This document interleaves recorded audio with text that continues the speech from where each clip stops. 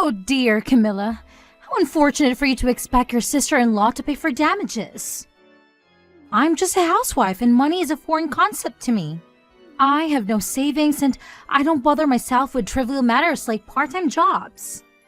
As if that weren't enough, my husband is gallivanting overseas for business, making it utterly impossible for me to burden him with such insignificant matters.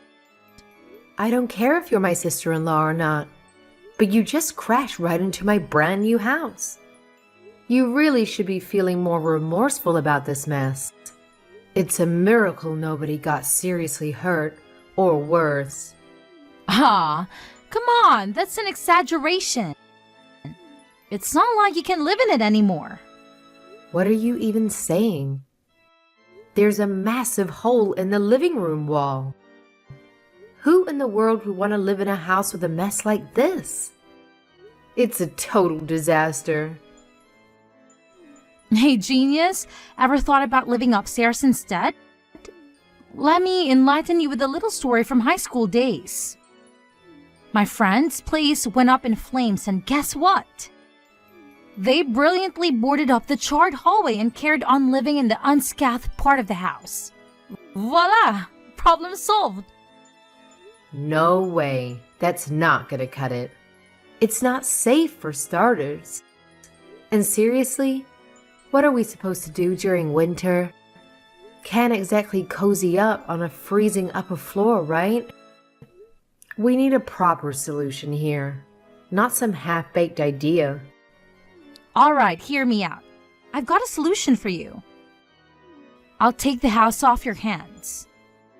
I'm pretty handy with good old DIY stuff, you know?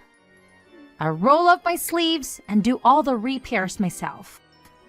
Trust me, I'll do a better job than that building company you hired. Just you wait and see, and I'll have this place looking better than ever in no time. So where are we supposed to live? Down by the docks, there are tons of rooms available for rent. Back in the day, those places used to house the families of the dock workers, but things changed when the shipping companies went belly up after the workers demanded more than they could afford. Anyway, the point is, there are some sweet deals to be found down there. Aren't you forgetting something? You are the one who caused all this when you drove your damn car through my living room. Look, I get it all right. I can't just magically come up with the money for repairs, and you're not keen on the living upstairs idea. Times have been tough since my company went bankrupt, and I've been scraping by as a housewife. Even if I wanted to, I couldn't pay for a thing right now.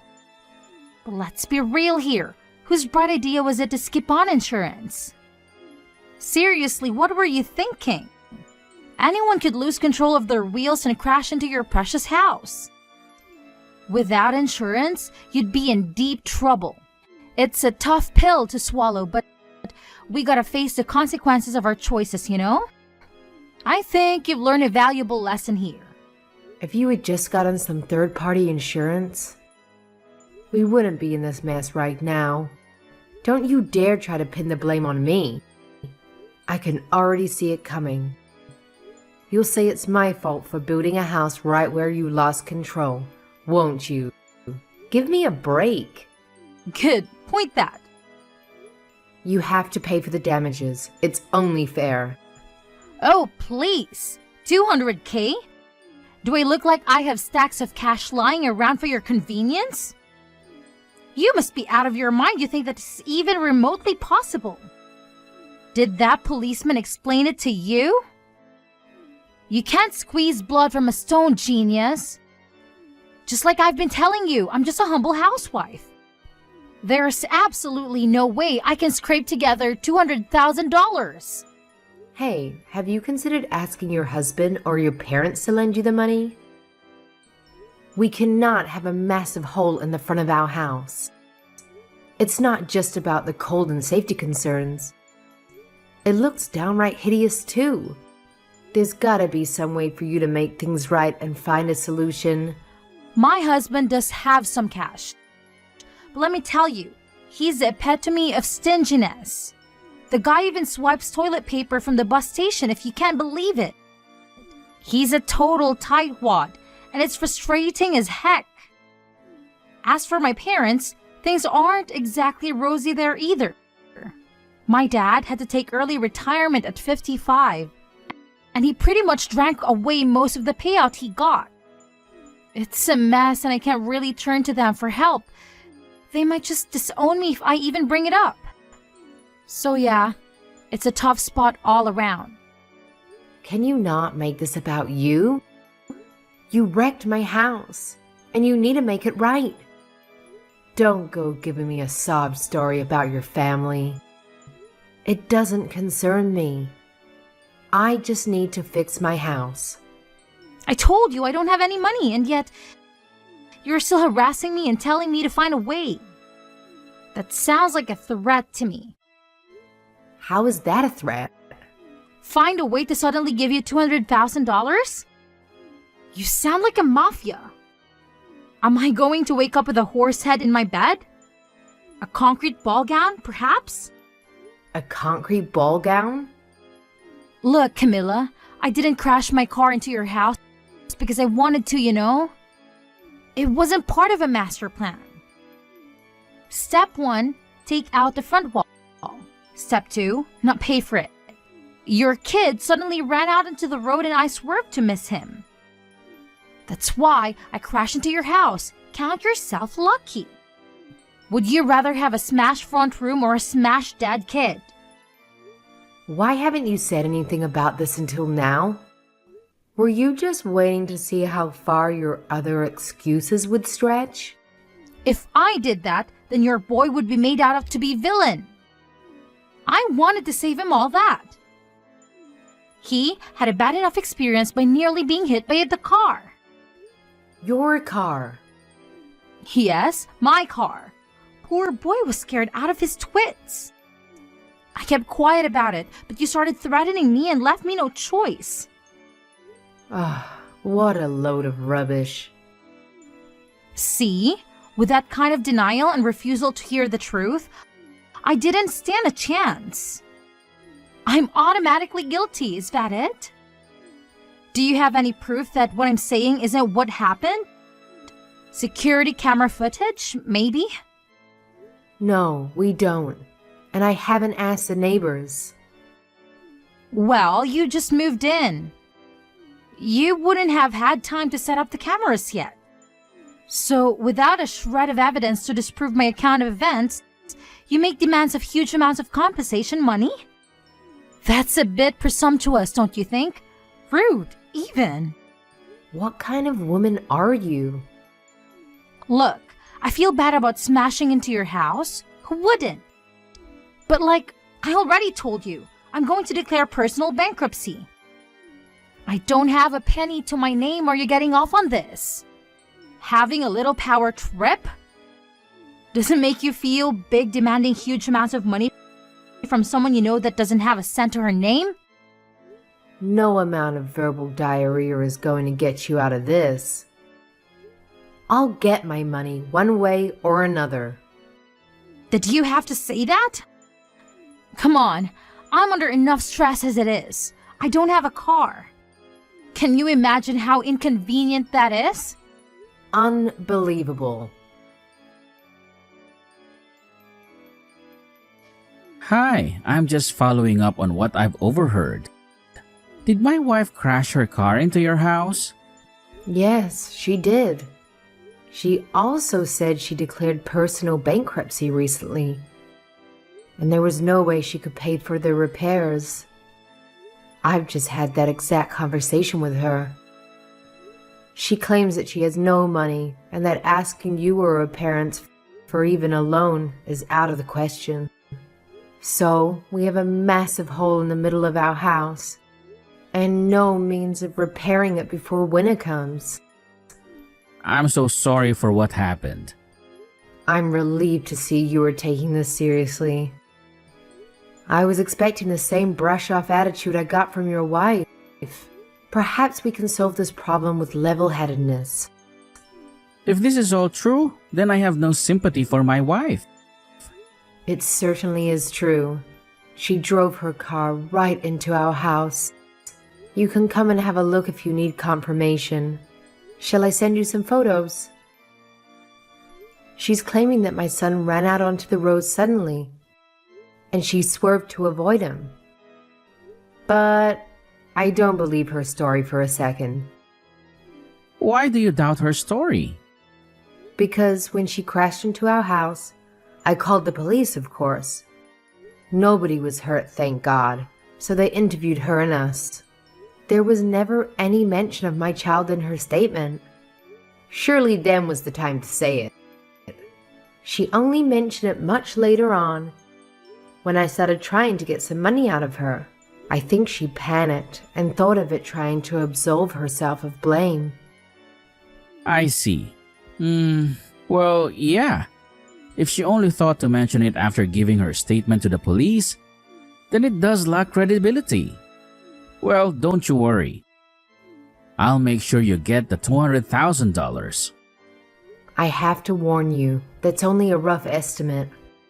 The actual cost could be a lot more. Right. When you have an official quote, please send it to me. I'll pay it in full. But the matter of your child needs to be looked into. If there is a chance that what my wife is saying is the truth, then we need to take that into consideration too. Oh, yes. I guess you want to make sure of the actual events. Of course. I still can't believe she'd do such a thing. It hasn't sunk in yet. She's pretty volatile at the best of times. But I owe it to her to see if she's actually telling the truth. She is my wife after all. I understand. I'll get back to you when I've spoken to the police again. Right. Thank you. I'm heading home. I should be back stateside the day after tomorrow. If I can get a flight at such short notice. Let's continue this then. Can you just leave work like that? This takes priority. Yes, of course. I really appreciate it. Have a safe flight. Hey, how long were you planning on ringing my doorbell? If you ring and no one comes to the door, that should tell you no one is home. It's common sense. Anyway, I've disconnected it. I know you're in there, so just open the door. You'll regret not talking to me. There you go, threatening me again. Who's out there with you? Some of your Sicilian friends? I'll regret opening the door. I've already told you I'm insolvent. I can't even pay for my car to be fixed. I forbid you to declare bankruptcy. What's this sudden change of attitude? Who is this? This is your husband, William. What? Where are you? I thought you weren't coming back for another few months. I heard about what happened and dropped everything. You've really gone and done it this time. What the hell were you thinking? Did you think you'd get away with it? Hang on a second. That's not what happened at all. I've explained everything that happened to Camilla and she started threatening me. What are you talking about? You drove your car into her house. She's trying to discuss the matter with you and you're trying to wriggle out paying for the damages you caused by claiming bankruptcy. Like I told Camilla, I'm not the only one to blame here. Her son came out of nowhere. I had no choice but to take evasive action. If I hadn't done that, we'd be having a much more serious conversation. I've heard all about that too. It seems you only remember this as an afterthought. Why on earth would you not tell it to the police? I told Camilla this. If I had just told the truth, her son would have appeared to be the cause of it all. I imagined the poor little guy shouldering the blame of having caused a car to destroy his house. I thought about the burden of shame he would have felt the rest of his life. I was looking out for him. I was thinking of his future. How many more lies are you going to keep adding to your story? It would be best if you just came clean and face up to what you've done. No way, I'm not paying a nickel. I'm not the one who caused this. I did nothing wrong. If you still demand that I pay, I will declare bankruptcy. $200,000 is a huge amount of cash. I can't possibly pay that. I'm a victim. Her son is a real cause of this. All I did was try and save his life, and this is the things I get? Thank you, Brooklyn, for saving my son's life. Now, give me all your money. Now, my own husband has taken the other side. I'm betrayed. Oh, how horrible it is to be cast aside by the one you love most. There is security camera footage from the house across the road. However, Oh? And? there doesn't seem to be any sign of the child you said you swerved to missing hitting. It would appear that you swerved for some unknown reason and accelerated into Camila's house. That is what the video footage shows. Would you care to explain that? How about telling the truth this time? There is a video footage then? Yep, from the house across the street. They had recently installed the latest kind, so it is shown clearly. Camila received a copy yesterday. The police, of course, also have a copy. I've seen it too. I watched it over and over, trying to see if I could detect even the smallest hint of a child in the picture. However, you try and frame it. You are 100% to blame. And the driver is shown clearly? Yes, it is you without a doubt. You might have gotten lucky with one of those old grainy black and white cameras people used to use. But this was broad daylight and the video is 4K quality. I could even see the top of your snake tattoo that comes up the side of your neck. And the final nail in the coffin, you are taking a swig from a can of beer. There is no way out of this. It's a DUI at the least. Probably willful damage too. Not a lawyer in the country would touch it.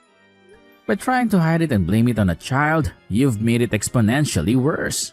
Did you think you'd get lucky and be able to blame Camila's son and get away with not paying anything? Wait, maybe I'm remembering it wrong.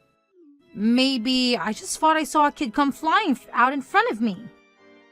But it's nowhere near a DUI. I was thirsty. All there was in the fridge was a beer, so I took it, a single beer. I spoke to the police right after it happened and they didn't breathe test me. What does that tell you? So what are you trying to say? You know there are laws in this state forbidding open alcoholic drinks in vehicles. You were drunk and drove into someone's house, somehow getting lucky that no one was in the living room. You are caught on camera drinking a beer, and you would still try to get out of paying reparations? I'm astounded. I mean, I knew you were a little crazy, but I always found that unpredictable part of you fun. But you seem to be able to add lie upon lie without the slightest feeling of guilt. I'm sorry. I was lonely with you being away. Lonely? So who was the man in the passenger seat? Yes, Brooklyn. I saw him in the video. Oh, that is in there too, huh? I guess I should come clean then. You think? This should have all been told to the police when they first arrived on the scene. You've tried to cover it up with all your lies. I was overseas, away from my family, trying to satisfy my boss in order to get a promotion, and all the while you were off drinking and driving into people's houses and having an affair. Wait, I repent. I've seen the error of my ways. I'll never do it again. I throw myself in your mercy. Forgive me. I was only on my own. You'd have done the same thing. I'm not a monster. I won't divorce you right away. For a start, you are now in debt to me to the tune of $200,000 to be paid as soon as your first paycheck arrives. First paycheck? You know I don't have a job. He's been very helpful. He's going to introduce you to a friend of his who owns a factory. You can start there next week. See, I've taken care of it. I've done my best to clean up this mess you've gotten yourself into. A factory? What do I know about working in a factory? I've been a housewife for the last 10 years. And suddenly, you want me to work in a factory? What is it? Clothing factory? I don't know how to make clothes. No. Nothing as glamorous as that. It's a sardine cannery. Oh God. And you're not to quit until the loan is paid in full. That's a lot of sardine cans. But who knows? You might make line or even shift manager. You'd get a small promotion. Cheer up. It's not like it's a terrible place to work with a bad safety record and lots of mysterious injuries. And you'll be paid for your work. It could have been so much worse, making car license plates in prison. And best of all, there is a workers' dormitory you can live in. You'll be able to cut back on living costs. Hang on. I can't do physical labor. I haven't even walked further than a mall for more than 10 years. Please, William, I'll get a part-time job and pay you back little by little. This is Camilla again. It would appear that William has nothing further he wishes to say to you. What? Just listen to me. Why won't anyone hear me out?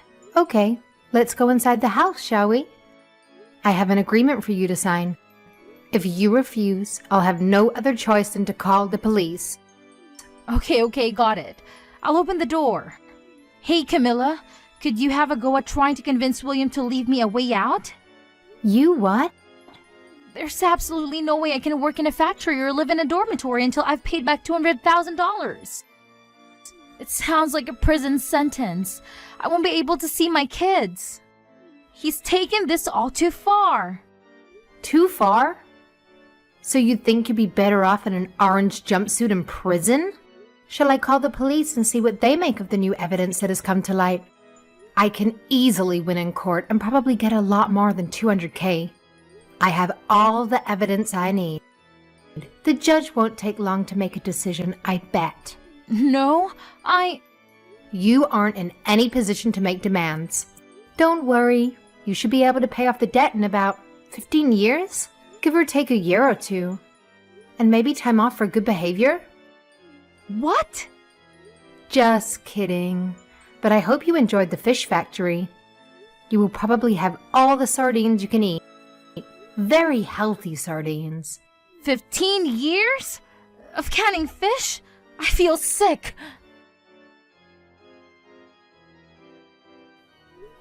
Afterwards, William took Brooklyn back to her hometown and got her settled into the dormitory with the factory workers at the sardine factory. Brooklyn's father tagged along to introduce her to the owner. Turns out, the job involves some serious back-breaking work, loading heavy boxes onto trucks. The work conditions are cramped, and it's a real challenge to communicate with the other workers who come from different countries. Once you get the hang of it and pick up the pace, the pay isn't too shabby. But for someone like Brooklyn who's never done physical labor before, it's a whole new level of grueling. I reckon she'll eventually get used to it, but it will take a few more months. On the bright side, she's finally owning up to what she did and taking responsibility. Now she's laser focused on paying back the money as fast as possible. And you know what? The best part of it all, William came through with the money we needed, and our house has a living room wall back in place. Just to be safe, I've made sure to get the house insured against any future mishaps like this. I even invested in a sturdy fence that can at least slow down any rogue car. Dealing with such a selfish liar like Brooklyn was a nightmare, but I've definitely learned a lot from the experience. Things are pretty much back to normal for my family and I, but I can't say the same for Brooklyn. She's got plenty of time to reflect on her actions. Well, about 15 years, give or take.